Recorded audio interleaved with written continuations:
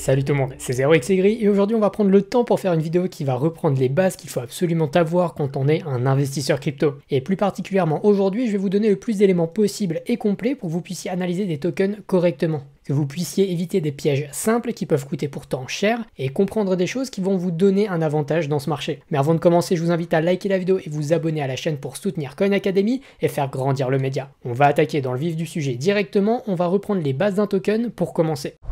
Un token en crypto, c'est bien plus qu'un simple token. Il représente la valeur d'un projet, sa place dans l'écosystème. Mais avant de se demander ce qui crée la valeur d'un token, il faut s'intéresser aux grandes définitions pour un token. Quand on parle d'une crypto, il faut évidemment regarder la quantité de tokens en circulation, ce qu'on appelle la circulating supply, et sa quantité maximale, ce qu'on appelle la total supply. On regarde par exemple le Bitcoin, quantité maximale 21 millions, et quantité en circulation 19 760 000, soit 94% de la quantité maximale. Et ensuite, avec ces chiffres, on peut calculer deux choses. La capitalisation d'un projet, sa market cap, dans laquelle on prend les tokens en circulation qu'on multiplie par le prix. Pour Bitcoin, au moment où j'écris, c'est environ 62 000 $, ça nous donne une market cap de 1230 milliards de dollars. C'est facile. Mais ça, c'est pour la capitalisation en circulation, la market cap. On peut aussi déterminer la capitalisation complètement diluée, ce qu'on appelle la Fully Diluted Valuation, la FDV. C'est celle qui compte aussi les tokens qui ne circulent pas encore, mais qui existeront dans le futur. Pour Bitcoin, si on ajoute les tokens qui ne sont pas encore en circulation, ça nous donne une FDV de 1300 milliards de dollars. Donc oui, pour Bitcoin, la différence elle est petite, car quasiment tous les tokens sont en circulation. Mais ça a son importance pour les autres projets,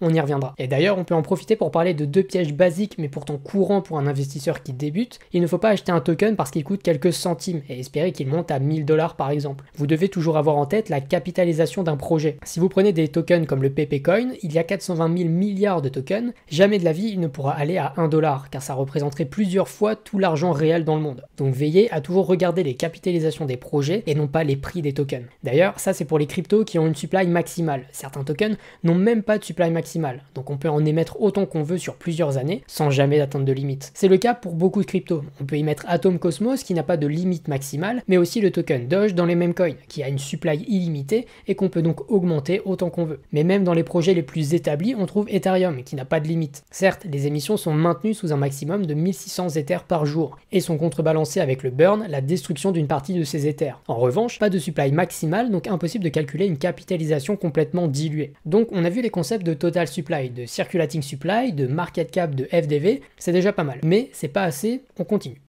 Vous vous êtes jamais demandé pourquoi vous gagnez du rendement sur la plupart de vos tokens? Eh bien justement, il faut introduire maintenant le concept d'inflation. Dans le cas des projets qui ont besoin d'une sécurité, il y a des validateurs. Ce sont des gens qui doivent vérifier que tout se passe bien sur la blockchain. Ça peut être d'ailleurs sur une blockchain, mais aussi sur des projets comme des oracles qui doivent vérifier les prix, ou des applications qui ont une sécurité comme Aave, qui est un mécanisme avec du staking pour sécuriser le protocole. Protocole qui génère une inflation pour récompenser ces gens-là. Cette inflation, dans le cas de ces projets, elle se matérialise par une émission de tokens annuelle. On va avoir quelques pourcents de supply qui vont être distribués justement pour faire en sorte que les gens qui sécurisent restent sur la chaîne ou le projet. Par exemple, sur Cosmos, le token Atom, on est à 18% de rendement sur le staking. C'est-à-dire que si vous stakez 1000 aujourd'hui, on vous paiera 180 au total sur un an pour maintenir votre argent à sécuriser la chaîne. Sauf qu'il faut aller plus loin. Certes, c'est un rendement qui est sympa, mais cette émission de tokens va diluer le nombre de tokens déjà existants. Par exemple, sur Cosmos, on a 390 millions de tokens pour une market cap de 1,8 milliard. Mais avec cette émission de 18%, si le projet ne grandit pas et qu'il ne gagne pas en intérêt, pour maintenir une market cap de 1,8 milliard avec 18% de tokens en plus, ça veut dire que le prix baissera mathématiquement de 16%. Et oui, on aura dans un an 460 millions de tokens, et si la market cap reste identique, 1,8 milliard, on aura donc un prix unitaire de 3,91 $. Et ça, c'est un autre piège qu'il faut vraiment éviter quand vous investissez. N'investissez pas pour un rendement. Le rendement doit être un plus pour un projet qui a du potentiel. Un haut rendement seul ne suffit pas à dire qu'un token est intéressant à acheter. Il faut l'avoir en tête. Et ça, c'est un mécanisme qui est commun en crypto et qu'il faut absolument que vous intégrez dans vos analyses. S'il y a de l'inflation sur un token, il faut le prendre en compte dans votre investissement. Et à l'inverse, on a le contraire de l'inflation, quand le projet introduit des mécanismes qui ont pour but de réduire le total de tokens en circulation. Et ça, c'est un mécanisme qui plaît davantage. Ça veut dire que naturellement, les tokens que l'on possède voudront monter. Car au contraire de l'inflation qui ajoute des tokens et fait baisser le prix pour une capitalisation égale,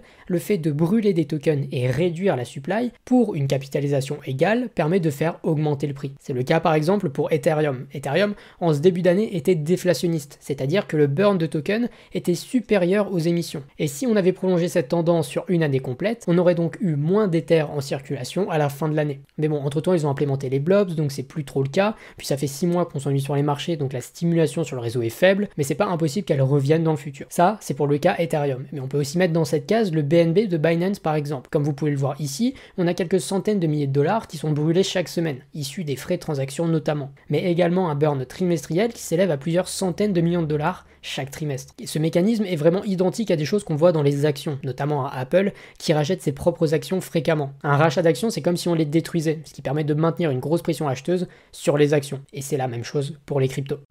Bon, on commence à comprendre un peu le fonctionnement d'un token avec tout ça, mais souvent, les gens s'accordent à dire qu'il faut un token un peu utile, qu'il soit intéressant à acheter. Et dans les différentes utilités possibles, on trouve plein de choses. Évidemment, les tokens de Layer 1 sont les plus faciles à considérer. Si une blockchain est beaucoup utilisée, mise en avant avec des projets intéressants, il y aura beaucoup de gens pour en acheter et aller l'utiliser sur le réseau. C'est ce qu'on appelle un gas token. Un token qui permet de faire des transactions et de payer le gaz pour les transactions. Mais ça, c'est un seul type d'utilité. Je vous ai parlé dans une vidéo précédente d'une autre utilité très appréciée, le partage de revenus. On avait parlé de MakerDAO, maintenant Sky Ecosystem, avec tout son mécanisme autour du DAI, ou même des projets comme DYDX, mais également des potentiels projets comme Uniswap qui veulent partager leurs revenus, mais que la régulation empêche. En effet, je vous avais parlé du fait que la SEC américaine avait tapé sur les doigts de Uniswap par exemple, en lui interdisant de faire du partage de revenus car on aurait pu les catégoriser comme security. Ce qui n'est pas du tout bon pour le projet car ça impliquerait des considérations légales très mauvaises. Bon, et ça c'est surtout dû au fait qu'il y a des gros investisseurs derrière Uniswap aux États-Unis,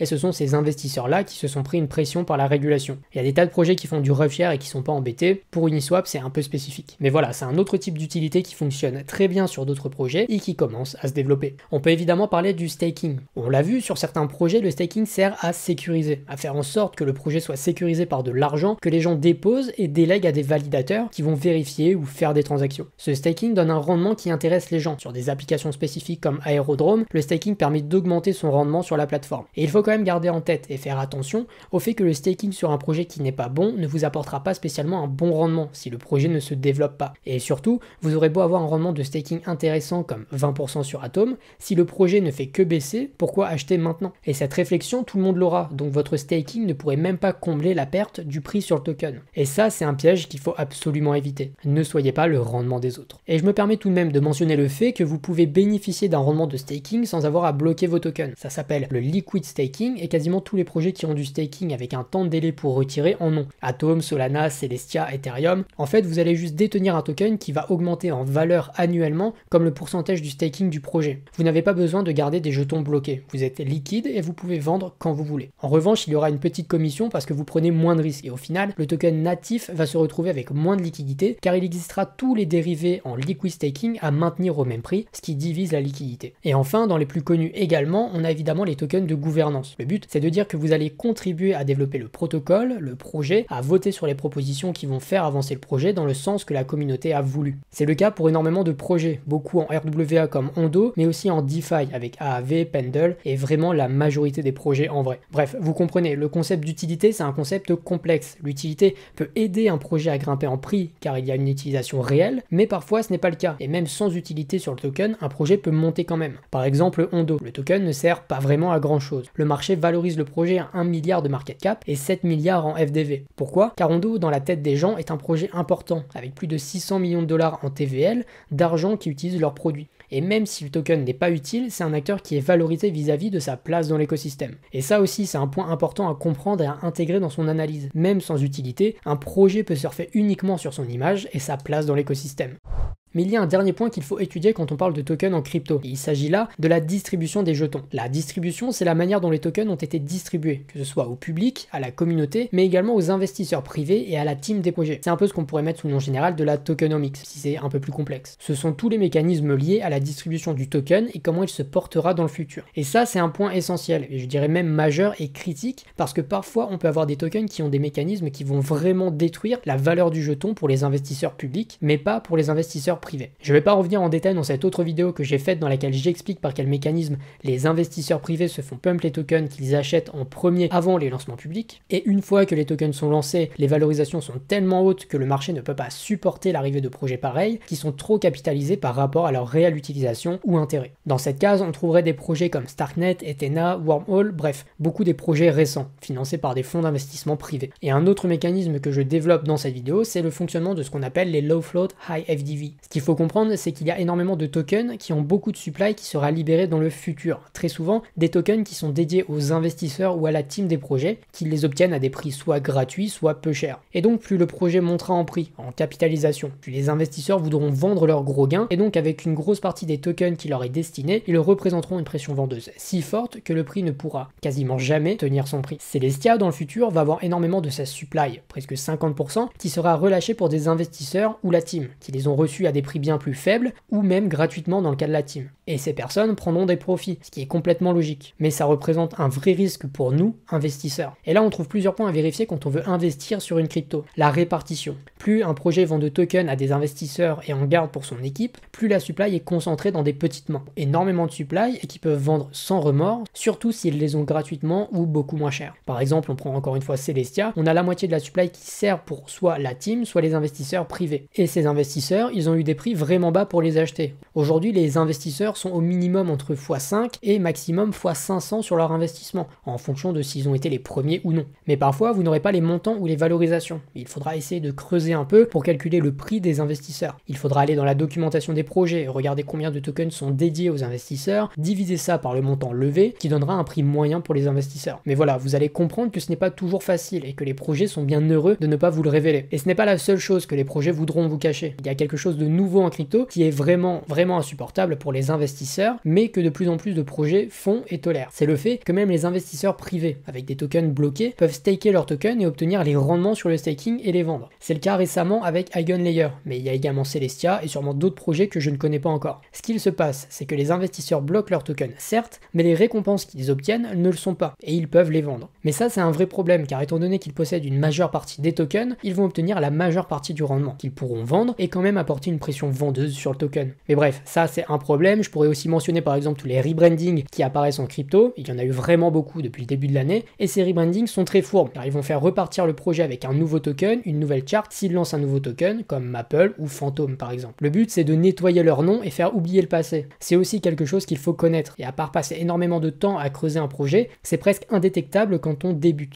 Bon, et pour terminer cette vidéo, j'ai quand même envie de vous partager deux choses. La première, ce sont les petits outils super simples à prendre en main pour analyser tout ce que je viens de faire. Il y en a trois principaux, CryptoRank, Dropstab et Token Unlocks. Les deux premiers auront à peu de choses près les mêmes informations. Vous allez trouver les informations sur les tokens en circulation, la max supply, vous allez retrouver évidemment la capitalisation, mais surtout les investisseurs privés. Vous allez trouver les valorisations auxquelles ils ont acheté ou des estimations, les montants, les multiples, bref, ce sont deux outils vraiment à connaître. Et également, vous allez trouver la répartition des tokens, les émissions de tokens par mois ou par an, pour quel type de personnes, les investisseurs, la team, la communauté, ce qui permet de calculer la valorisation qu'il faut viser pour un projet dans le futur. Et Token Unlocks, lui, se focalise davantage sur les unlocks à venir des projets. Vous pouvez voir les unlocks linéaires, ceux des projets qui émettent tous les jours par exemple, Solana, Bitensor, mais vous avez surtout des tableaux complets sur les unlocks qui arrivent sur beaucoup de projets, pour quel montant d'argent, l'argent que ça représente sur le marché, bref, tout est super visuel. Avec ces trois outils, vous êtes assuré d'outplay 80% des gens, c'est cadeau, c'est pour moi. On va prendre un cas d'école pour comprendre comment ça fonctionne un peu ces outils. On prend l'exemple facile de Celestia. Dans cet exemple, on peut voir que le projet Celestia a réalisé 3 levées de fonds. La première levée de fonds a été réalisée le 3 mars 2021 par 14 investisseurs, dont Binance Labs, pour un prix unitaire de 1 centime par token, ce qui signifie que les investisseurs sur ce round ont multiplié leurs investissements initiaux par 500, et beaucoup plus haut si on reprend le point le plus haut sur le marché. Et on voit aussi que Celestia a levé dans les dernières fois une valorisation de 1 milliard de dollars, ce qui est simple à comprendre. Si des investisseurs entrent à une FDV de 1 milliard, vous avez juste à regarder la FDV actuelle pour comprendre. Ça nous donne un x5 pour Celestia actuellement. Alors il faut quand même prendre en compte que tous les investisseurs ne peuvent pas vendre tout à tout moment. Il y a ce qu'on appelle des vestings, c'est-à-dire des périodes de blocage durant lesquelles les investisseurs ne peuvent pas toucher leurs jetons. Mais avec le temps, tous ces tokens seront une pression supplémentaire sur le cours. Et le deuxième point que j'aimerais énoncer avant de terminer cette vidéo, c'est une réflexion autour de la manière dont on peut avoir de valoriser un token en crypto. On pourrait avoir des approches totalement différentes avec différents points de vue. On va faire simple aujourd'hui, c'est surtout pour vous montrer la pluralité de possibilités qui existent. En finance finance traditionnelle, on est plutôt du genre à regarder les ratios de dette, les cash flows d'argent, les bénéfices par action de l'entreprise. Alors qu'en crypto, c'est beaucoup plus aléatoire. Comme on a pu le dire avant, même un projet qui ne génère pas d'argent avec un token qui n'a pas d'utilité réelle, bien souvent on aura juste comme réaction de se dire que c'est pas grave. Et parfois c'est pas faux. Les projets crypto, ce sont 99% de startups qui ne feront jamais d'argent et qui mourront dans quelques années. La seule chose qu'un token crypto représente de plus en plus, c'est l'utilité qu'il a dans un écosystème, dans l'écosystème crypto, mais pas forcément avec son mécanisme unique. Ce que je veux dire, c'est que plus une crypto sera utile pour faire vivre les blockchains et l'écosystème, plus il sera valorisé. L'exemple typique, c'est Uniswap, place centrale des échanges décentralisés, mais dont le token n'a pas de réelle utilité pour le moment. Et d'ailleurs, j'en profite pour vous rappeler qu'il y a tellement de nouveaux projets, tellement de nouveautés et de choses qui se lancent, qu'il faudra vraiment être très exigeant sur ce que vous achetez. Il y a des dizaines de projets par narratif, des centaines de projets au total qui s'ajoutent, et tous ne pourront pas monter au ciel, et tous ne monteront pas d'ailleurs. Et aujourd'hui, les tokenomics font partie intégrante de ce que vous devez vérifier avant d'acheter. Les fenêtres d'investissement sont très fines, aujourd'hui on est dans un moment plutôt correct pour acheter, mais il faudra aussi savoir vendre avant que les investisseurs privés puissent vendre avant vous. Bref, il y aurait matière à faire une vidéo complète sur le sujet, mais je vais m'arrêter là et on va surtout conclure ce qu'on a vu aujourd'hui. Ce que j'ai voulu proposer aujourd'hui, c'est un guide parfait, simple pour comprendre facilement certains concepts clés essentiels à comprendre en crypto quand on est un investisseur aujourd'hui. Il y a des tas de mécanismes qu'il faut comprendre avant de mettre son argent sur un projet, comprendre les mécanismes d'inflation, de valorisation, des rouages basiques derrière les tokenomics, et j'espère que ces concepts clés pourront vous aider à mieux comprendre vos positions crypto et les enjeux qu'il faut comprendre vis-à-vis des tokens. Être investisseur en crypto, ça représente un vrai danger qu'il faut savoir mesurer. Vous avez énormément de chances de parier sur des projets qui historiquement finiront par mourir. L'écosystème crypto, c'est un écosystème de startups qui mourront comme il en meurt tous les jours dans les entreprises traditionnelles. En tout cas, j'espère que cette vidéo vous a plu. Vous allez pouvoir vagabonder sur les marchés avec des connaissances importantes et réfléchir de manière professionnelle. Abonnez-vous et likez la vidéo pour soutenir Coin Academy. Dites-moi en commentaire quel type de sujet pourrait vous intéresser. C'était 0xAigri, à bientôt.